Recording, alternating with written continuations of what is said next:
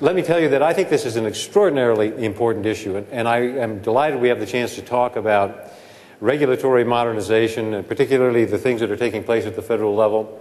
But I also want to talk about the nature and essence of insurance, and that's just a bit of a reflection of what I have profoundly learned over the course of the last 3 years working with different representatives in the industry, from agents and producers to those who provide products all across the country and around the world.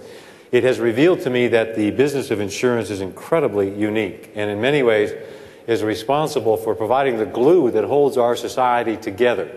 It's more than just a job or a profession. It's really a cause and a mission that agents and those involved in providing insurance products across the country supply to the people of this nation. Critically, absolutely critically important. Without it, of course, people are not willing to take risks. They're not willing to build homes, buy cars, build businesses.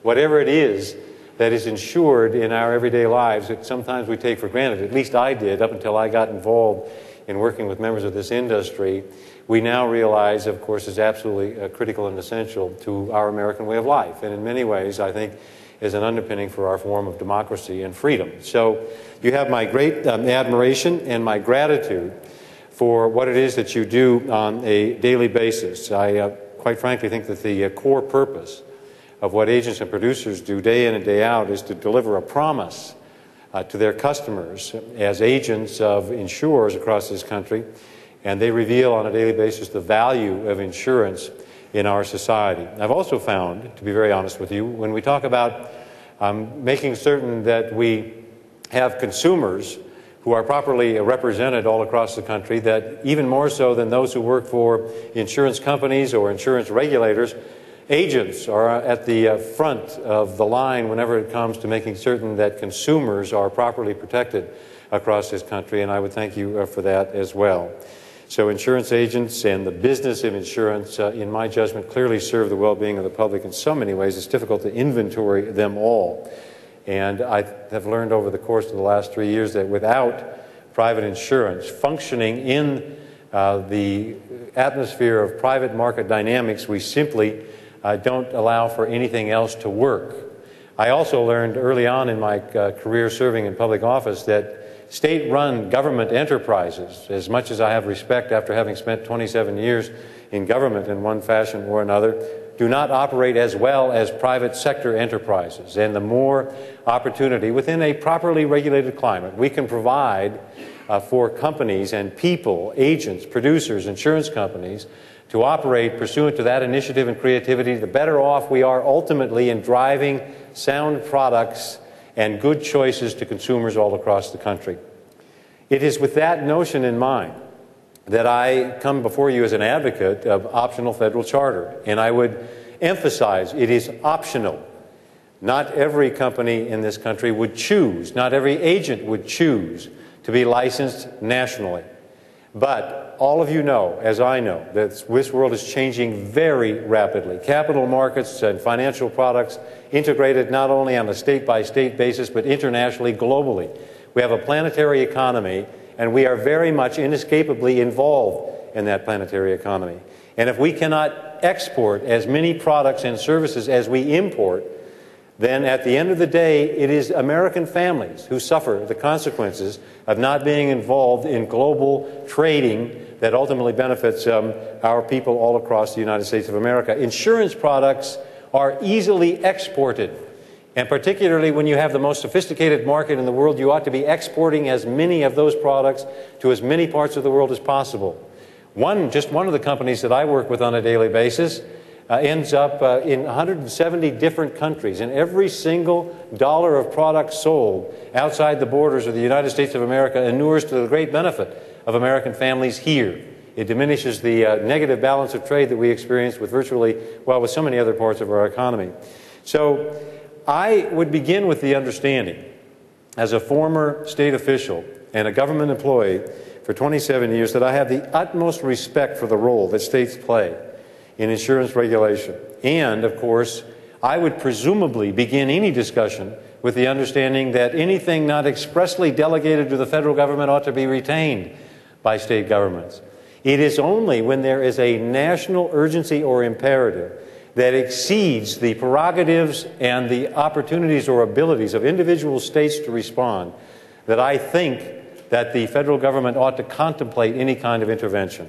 And that's precisely why the Commerce Clause is in the United States of America, or is in the United States Constitution, because there are instances whereby we need some regulatory uniformity all across the United States of America so that we can benefit as a nation and provide for a regulatory climate that is equal and fair.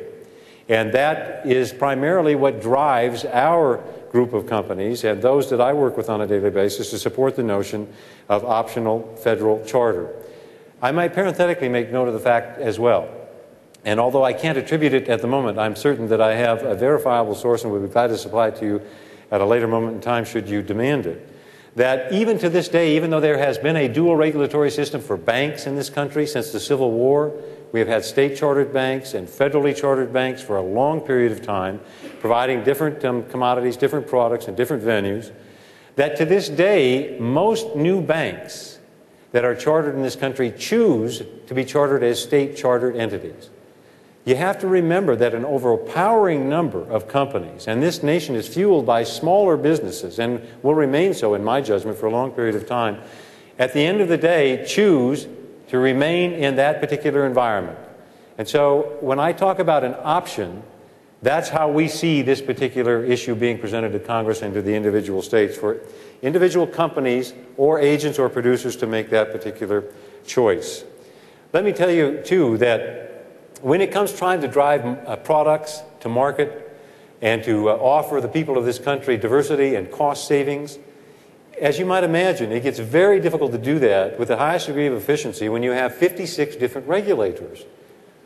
Sometimes it's almost virtually impossible to drive a product to market within a reasonable period of time. I've had some of our companies tell me that to get that through the entire regulatory framework of 56 different insurance regulators can take up to 18 months.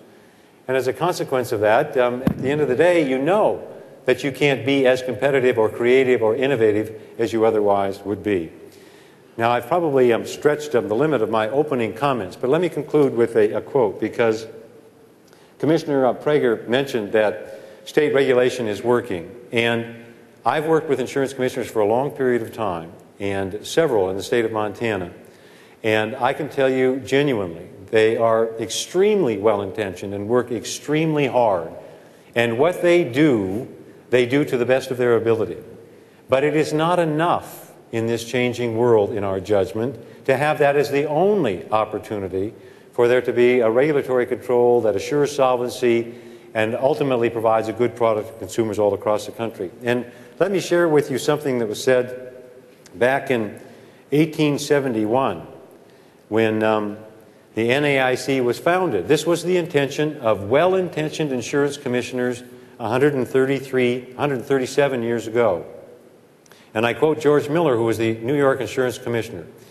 He said, and he founded the National Association of Insurance Commissioners, he said, the commissioners are now fully prepared to go before their various legislative committees with recommendations for a system of insurance law which shall be the same in all states, not reciprocal but identical, not retaliatory but uniform.